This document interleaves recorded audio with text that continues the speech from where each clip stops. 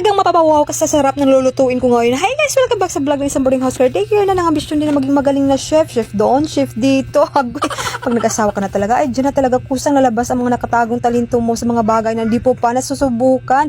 Naalala ko noon, nung single not ready to mingle pa ako, ay nako, hanggang pagluto lang ako ng munggos sa amin.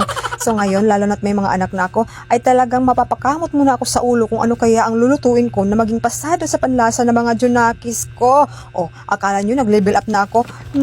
Wala ganun pa rin laging patsamba-tsamba pagdating sa mga lutuan. Anyways, day off pala ito ng partner ko kaya nag-request ng masarap na uulamin sa hapunan. Pagtungkol na talaga sa mga masasarap na ulam na gusto niya, ay matik, ako na yon. Hindi, sinabawang pasayan ang paborito niya. Pero ngayon, ay may pinahalo siya na shells. Shells! Di ko kasi alam tawag nito guys. Comment nyo na lang kung anong tawag nito. Mga alas 5 na pala ito ng hapon kaya tahimik pa dito sa boarding house. Kita nyo naman 'di ba sa magarbong kusina ko na walang dumadaan-daan pa. So anyways, iginisa ko lang sa bawang, sibuyas at luya ang shells muna.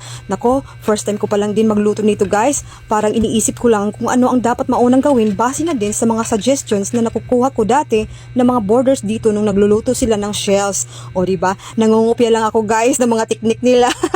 Hindi, it's all about curiosity that leads to learning. O 'di ba? Dahil sa pagiging curious ko, naging marites ako. Ay, nako, instead naging successful ang pagluto ko ng sinabawang pasayan na may shell. Hoy, hiningal ako sa haba ng pangalan ng menu ko ngayon. Ganito pala ako magluto pag di ko masyadong kabisadong lulutuin ko, guys. Pinabantayan ko all the way, tapos mga 1 million times natikiman din. Next step, sinunod ko paggisa ang pasayan. Tapos pag nagkakulay orange na, ay binuhusan ko ng isang drum na tubig para lumangoy talaga sa sarap. Okay, hindi, yung sakto lang guys ha, wag marami para hindi mawala ang lasa ng pasayan at shell. Ang sarap naman kasi talaga ng lasa nito, iba sa simpleng tinola kasi manamis-namis ang sabaw nito. Kaya kunting pampalasa lang nilagay ko nito at ox na agad. Pero ito ha, may sasabihin ako sa inyong sikreto guys. Para sa mas masarap na sinabawang pasayan, ito ay galing lang sa sarili kong experience. Para mas lumabas ang lasa ng pasayan ay dapat igisa muna siya sa bawang at sibuyas. Nasabi ko yan kasi ang partner ko kapag nagluluto ng sinabawang pasayan na may isda ay parang nilaga lang niya, walang gisa-gisa guys. Pero masarap din naman yun guys ha. Huwag tayong ano dyan, baka di na ulit magluto ang partner ko. Ang bilis ng oras, maabutan ako ng dilim. So pagkatapos kong nilagay ang pechay na pinagputol-putol ko lang sa kamay ko ay ayan, hintay muna tayo ng mga ilang segundo.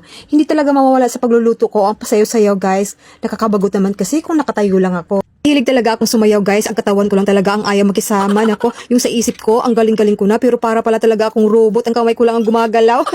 O ayan, luto na pala. For the first time in my whole entire couple life guys, ngayon lang kami kumain ng napakaaga. 5:30 pa lang kasi yan ng hapon, kaya ang panganay namin ayaw makisabay sa amin, hindi pa ata natunawan sa snack namin kanina lang. O ayan, tikiman na, winner talaga to guys kasi nagustuhan ng bunso ko. Successful yung patsamba-tsamba kong pagluluto. O hanggang dito na lang, halika, kain tayo, okay bye!